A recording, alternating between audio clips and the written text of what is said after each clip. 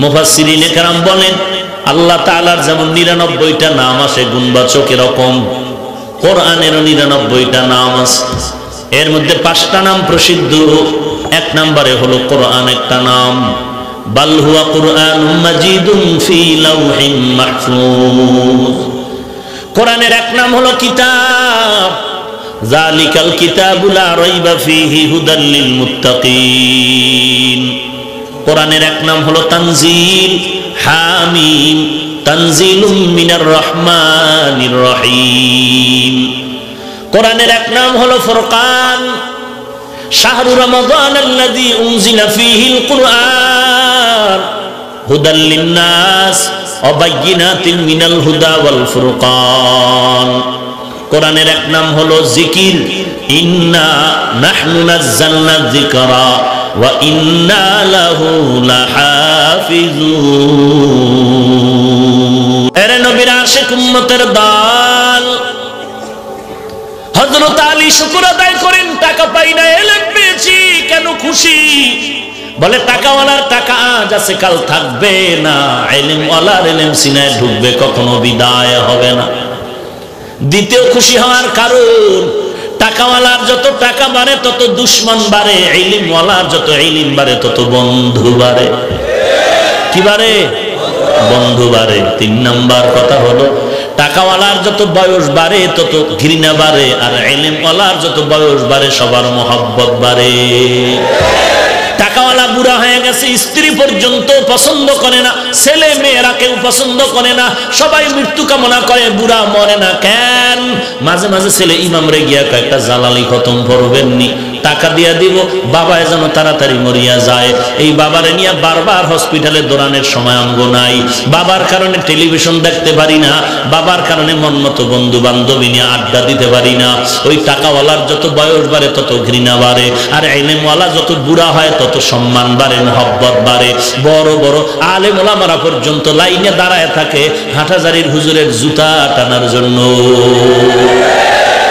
ইলমেরা এজাজু করদান বেহিসাব, খলকেরা দাদান জওয়াবে বাসওয়াব, হক না দারদ দোস্তে খলকা জারেরা, নিস্তে ই খাসলত একে দিনদারেরা। কোরআনের 1 নম্বর অর্থ হলো জমা করা, করা ইয়াকরাউ থেকে কোরআন। জমা করার 1 নম্বর অর্থ বলেছিলাম অক্ষর থেকে শব্দ, শব্দ থেকে বাক্য, বাক্য থেকে সূরা, সূরা থেকে কোরআন। 2 নম্বর অর্থ বলেছিলাম কোরআন আল্লাহ সিনার মধ্যে জমা করে দিবেন।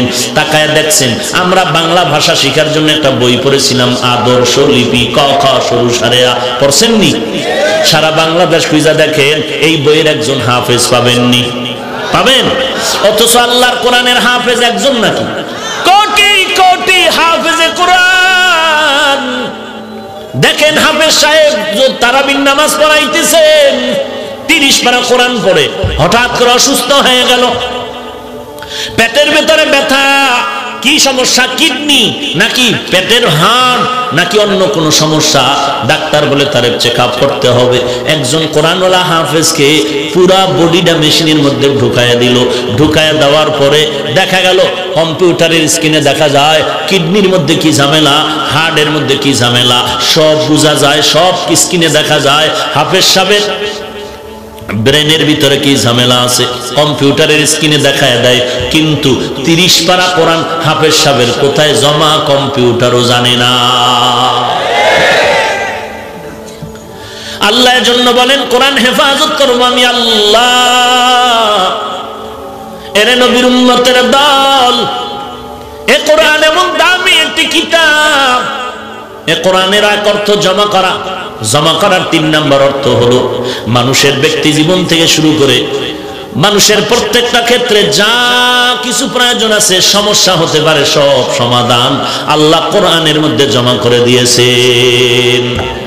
জমা করার আর এক অর্থ হলো আদম আলাইহিস সালাম থেকে ঈসা নবী পর্যন্ত যত ইলম ছিল সব ইলমের সমষ্টিগতভাবে কোরআনে জমা করা। কোরআনের এক অর্থ জমা করা, করা ইয়াকরাউ থেকে কোরআন।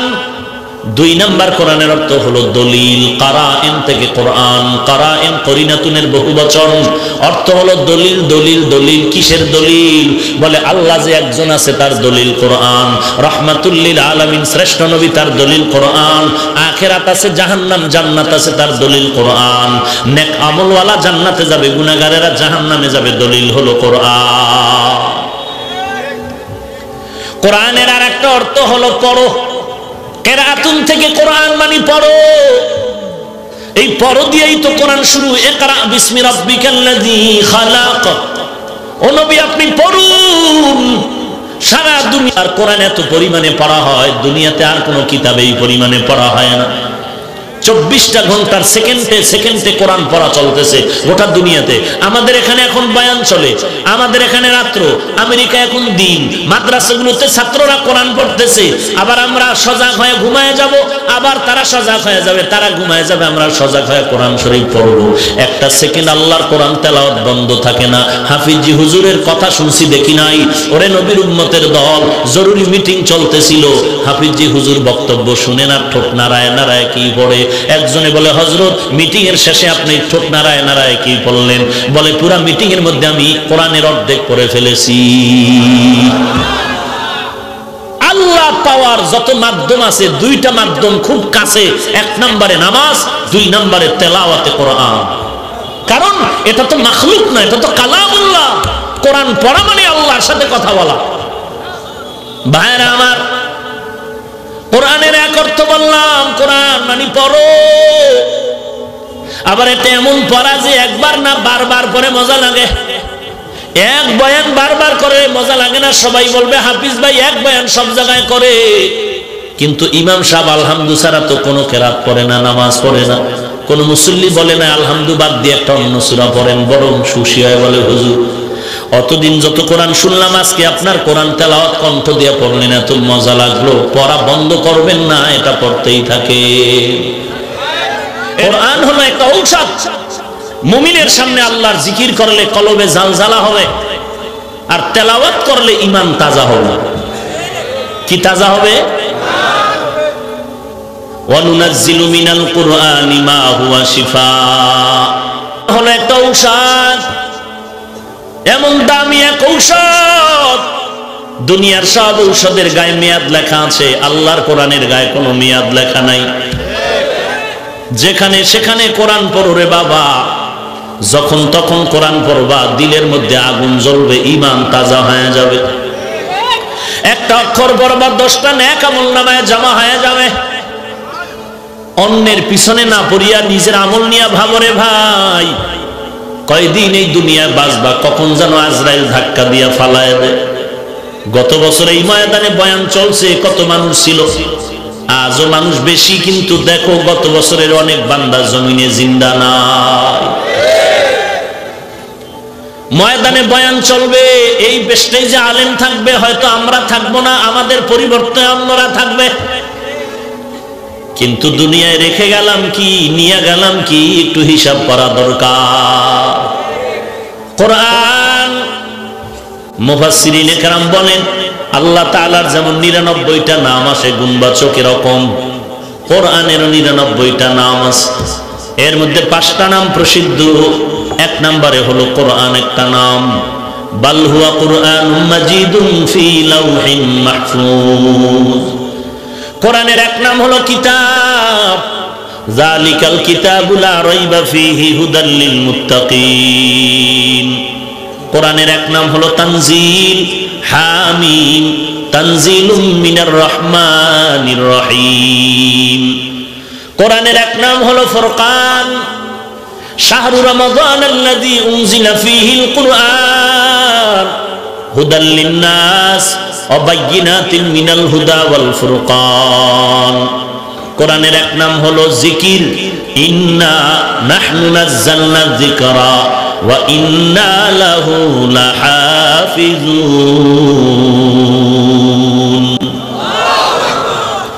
এই কোরআন শব্দটা থেকেই তার মাহাত্ম্য বের হয়ে আসলো।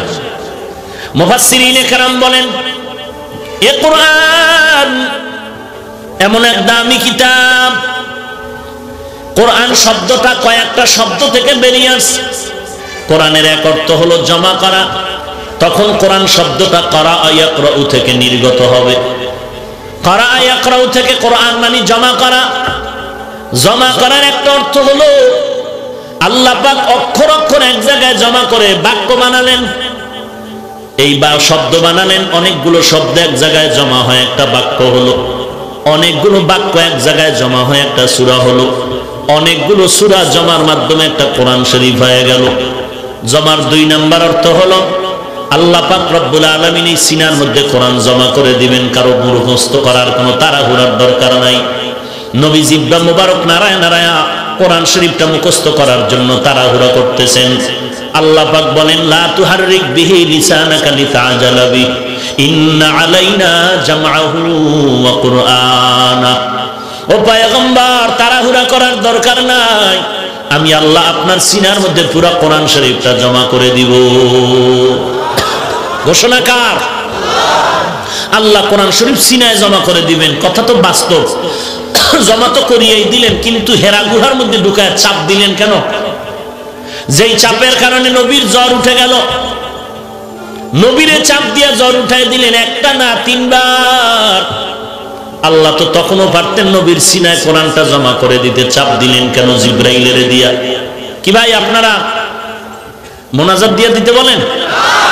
তা আমি উঠা বসা একবার পছন্দই করি না।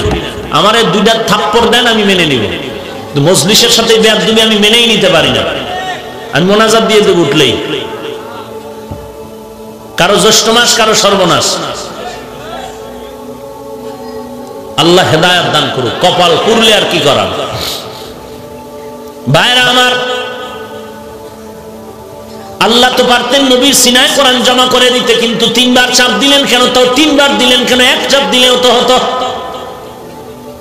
মুফাসসিরিনে কেরাম বলেন, ও মানুষ, আমার নবী কিয়ামত পর্যন্ত ডাক্তার হয়ে থাকবে, আর কোনো ডাক্তার আসবে না। আমি আল্লাহ নবীরে জিবরাইলের দিয়া চাপ দিয়া দেখায় দিলাম, এটা ইলমের নূর।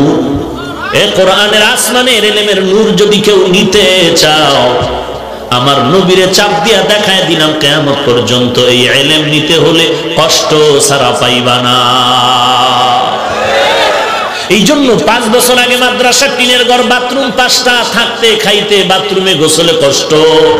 5 বছর পরে 5 তলা বিল্ডিং হয়ে গেল, বাথরুম 100 হয়ে গেল। এরপরও কষ্ট কমে না। খানায় কষ্ট, ঘুমে কষ্ট, বাথরুমে কষ্ট। কারণটা কি? টাকা আগে দিত মানুষ 5000, ছাত্ররা টাকা দিতে পারতো না, 1 টাকা, 2 টাকা, 5 টাকা। আর এখন লক্ষ লক্ষ টাকা দান করে, এরপরও খানার কষ্ট কমে না, ঘুমের কষ্ট কমে না। ওরে সরকার যদি বলে তোরে বছরে 5 কোটি টাকা দিব, তারপরও ছাত্রের কষ্ট কমবে না। কারণ আল্লাহ তাআলার নিজাম, এই ইলম নিতে হলে কষ্ট তোমার করতেই হবে। আর যে যে পরিমাণ কষ্ট করবে ইলমের জন্য, সে তত চমকায়া যাবে। আমরা যে সমস্ত ওস্তাদদের থেকে লেখাপড়া শিখছি, তাদের কষ্টের কাহিনী শুনলে চোখের পানি ধরে রাখা যায় না। আবার তারা যে ওস্তাদদের থেকে লেখাপড়া শিখলেন, তাদের কষ্টের কোনো সীমা নাই। আল্লাহর নবীকে চাপ দিয়ে দেখায় দিলেন, ইলম নেওয়ার জন্য কষ্ট করা লাগবে। সম্মানের চেয়ারে বসার জন্য 2 পুঁজির একটা লাগে। 2 পুঁজির একটা লাগে সম্মানের চেয়ারের জন্য। হয়তো শিক্ষাগত যোগ্যতা লাগবে, না হয় বান্দার দুনিয়ার মাল, টাকা পয়সা লাগবে। এরে বান্দা, ইলমের দাম কত? নবীর সাহাবী হযরত আলী রাদিয়াল্লাহু তাআলা আনহুকে আল্লাহর নবী বলেন, আনা দারুল হিকমাহ ওয়া আলিয়ুন বাবুহা। আমি হলাম ইলমের হিকমতের ঘর, আর আমার এই ইলমের ভান্ডারের দরওয়াজা হলো আমার সাহাবী আলী। হযরত আলী আল্লাহর দরবারে শুকর আদায় করেন, হে আল্লাহ, সম্মানের জায়গায় বসার জন্য 2 পুঁজির একটা লাগে। হয়তো ইলম লাগবে, না হয় সম্পদ লাগবে। তুমি আমাদের টাকা পয়সা দাও নাই, তুমি আমাদের ইলম দান করেছো। এই জন্য আমরা খুশি। খুশির কথা হযরত আলী ব্যক্ত করে বলেন, রাজিনা কিস মাতাল জাব্বার ফিনা লানা ইলমুন ওয়ালিল আ'দাই মালু ফা ইন্নাল মালা يفني عن قريبي وإن العلم باق لا يزال علم رائع زاز کردن بے حساب خلق را دادن جواب باسواب আল্লাহ তাআলা হযরত আলীকে ইলম দিয়েছেন হাজি শুকর আদায় করেন আল্লাহ টাকা পয়সা দিয়ে আমরা খুশি না আপনার দেওয়া ইলমের নূর পেয়ে আমরা খুশি আমরা কোরআনের ইলম পেয়েছি রে ও আল্লাহ ইলম পেয়ে বড় খুশি কেন বলে টাকাওয়ালার টাকা আজ আছে কাল থাকবে না ইলমওয়ালার ইলম সিনায় ঢুকবে কখনো বিদায় নিবে না টাকাওয়ালার টাকা আজ আছে কাল থাকবে না ইলমওয়ালার ইলম আছে অন্তরে আর বের হবে এখানে অনেক ছাত্র ভাইয়েরা আছেন এই প্রসঙ্গে আমি একটু কথা এক মিনিটে আপনাদের বলি টাকাওয়ালার টাকা আজ আছে কাল থাকবে না এটা চির সত্য কিন্তু ইলমওয়ালার ইলম সিনায় ঢুকবে বিদায় হবে না কথাটাও সত্য তবে একটু সন্দেহ ইলম বিদায় হবে না তবে হ্যাঁ কখনো কখনো বান্দা তোমার সিনার থেকে ইলম চলে যাবে দুইটা বেয়াদবি করার কারণে এক নাম্বার ইলমের সাথে বেয়াদবি দুই নাম্বার ইলম ওয়ালাদের সাথে বেয়াদবি যদি করো তখন ইলম তোমার সিনা থেকে বের হয়ে যাবে